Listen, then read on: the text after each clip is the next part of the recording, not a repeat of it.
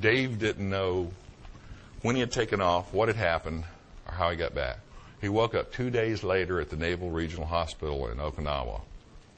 To this day, he remembers nothing of the flight. But he's also, every night since this flight, had nightmares.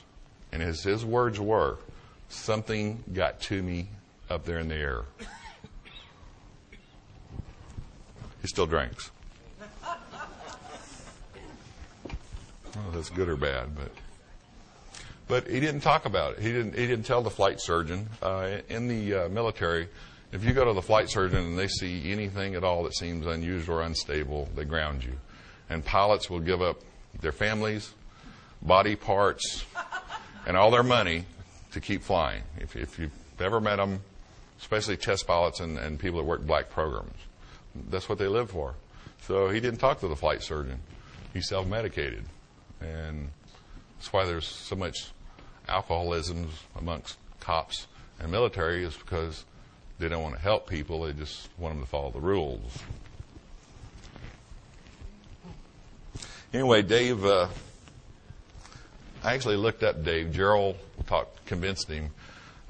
What you have to understand is these people I talked to wouldn't talk to me over the phone. And of course, not a lot of people were emailing back when we started this in the early 90s. I actually had to talk around subjects over the phone and say, well, I'm going to be in your area, and Gerald vouches for me, or Doc vouches for me, or Sal, and they'd say, yes, I had a long conversation with Gerald or Sal or Doc, and I'll talk to you if you're out here. And usually it was in a bar or on a long walk where there was nobody within 20 feet. And that's why these people won't talk to reporters, because they know eventually somebody's going to find out who they are. But I spent 25 years in establishing my credibility. I've had 2-star generals give me a direct order when I was just a sergeant, that if I didn't tell them what, for example, Westinghouse engineer disclosed information to me about how they were messing up a program, that I'd be court-martialed, and I refused to do it. So these people knew if I gave them my word, no one would ever know who they really were. And that's why there's a unique take on this.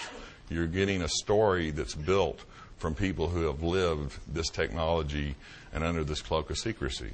I lived it for 25 years.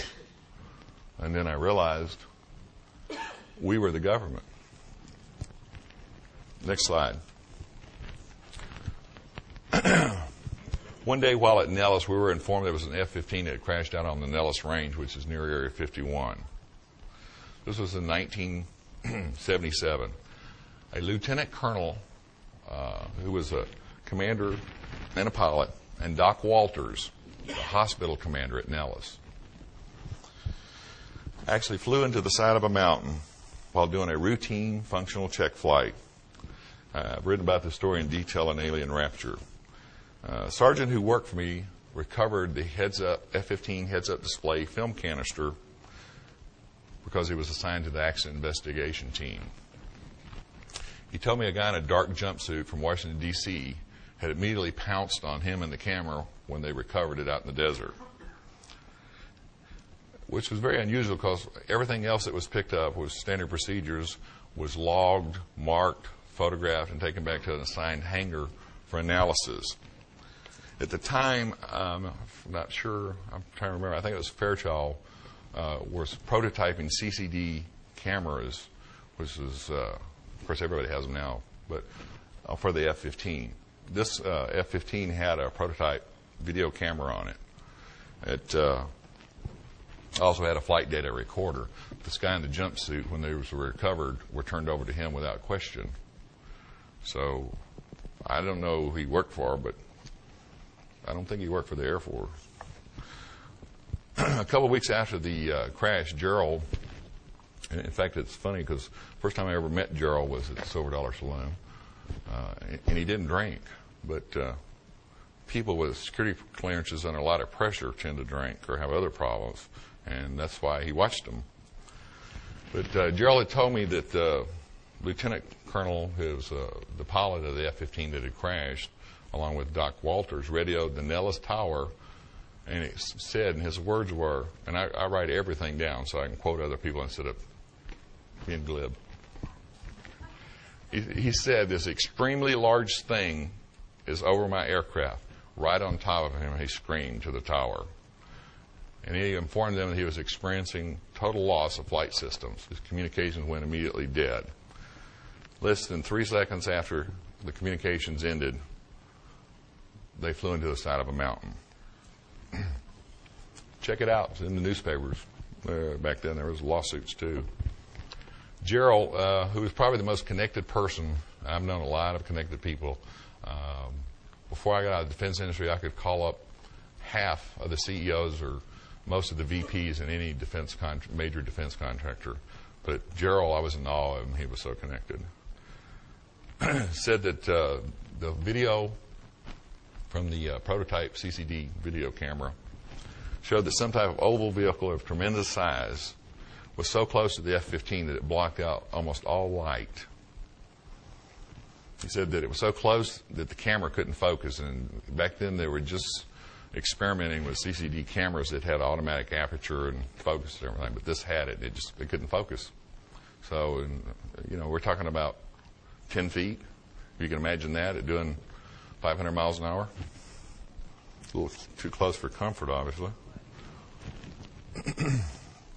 Anyway, unfortunately, when the F-15 crashed into this mountainside, they tried to eject right before impact. The UFO was still on top of them, and their bodies were torn to shreds. Officially, as always is the case, pilot error. Of course, these guys were experts, but it didn't matter. Pilot error caused a perfectly functioning aircraft in clear airspace with maximum visibility to crash. These are just some of the type of stories that I was given and have used in Alien Rapture. Next slide, please. Nevada calls itself the Silver State, the Battleborn State, and the Sagebrush State. A more appropriate motto would be the Conspiracy State. I wonder if this room is bugged by the casino. Of 111,000 square miles of land in Nevada, over 80% is controlled by the federal government, the highest percentage of any state in the union. If it were not for the gaming industry, the federal government would be the largest employer, with 18,000 military and another 20,000 government contractors working at places like the Nevada Test Site, the Nellis Range, the Fallon Naval Air Station, and the Tonopah Range, and the aerospace industry. And by the way, you'll probably hear this eventually with somebody that comes forward, but the Nellis Range is not the most classified facility. Area 51 or Groom Air Base is not the most classified facility in Nevada, and neither is the stuff around Papoose. EG&G provides classified research, development, and services for the military and government. EG&G supplied the technical and scientific support for nuclear testing and energy research and development programs. EG&G provided large diameter drilling and mining and excavation equipment for underground and mountainside facilities. They built these hidden bunkers, mountainside hangars, and vast underground facilities at Groom, Papoose, Mercury, and other places in Nevada. These facilities and observation posts are extremely well camouflaged.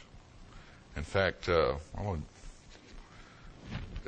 keep wanting to tell you these little anecdotes, but I'm afraid we'll run out of time if I do. But we'll take some questions here. In 1972, EG&G was granted an indefinite contract called Project Red Light to support the DOE and military. It gave them responsibility to assist in recovery of nuclear materials in cases of mishaps and to provide aerial and ground security. Gerald said that they were also responsible to the DOE and NSA and the MJ-12 committee, whether or not you believe in that, for reacting to sightings of UFOs and crashed vehicles and recovery of alien artifacts, as they're called. Okay, so now you say, what's going on today? The Hillary platform, the Avro saucer, that's the Hillary platform, the Avro saucer, and the Northrop wings were aerospace vehicles where advanced technology, which emulated UFO characteristics, were tested. See the date that was flown? 1948? And everybody thinks the B-2 stealth bomber is just, kind of funny. It looks a lot like it. Dr. Paul Hill, a lot of you probably read his book. He's now deceased. There's going to be a lot of that going around. Was a UFO investigator for NASA for over 30 years. Everything he wrote in his notes was classified top secret, and he couldn't publish it. But his book got out because his daughter published this manuscript. If you want some more technical information, I suggest you read his book too. Lockheed's Advanced Development Projects Division, known as the Skunk Works, developed the A-12 for the CIA. What's really funny is 30 years after they built the SR-71, it broke the land speed record from L.A. to New York in 1 hour and 4 minutes. And it still didn't fly its max classified speed or altitude. Area 51, the Groom Air Base Facilities, has a 6-mile-long runway, the longest in the U.S. The Department of Defense and the CIA used it for the Air Force's most exotic vehicles. You ask, why a 6-mile-long runway? Well, up until the SR-75, the vehicles that came after that, you need a runway with high takeoff speeds because they also have very high landing speeds. They have 75-degree or more radical swept-back wings, but the newer vehicles don't need long runways. So they've moved out of Groom. My sources estimate that up to 35% of SDI funding was siphoned off to provide primary expenditures for the Air Force's most secret black program ever, which started in 1982.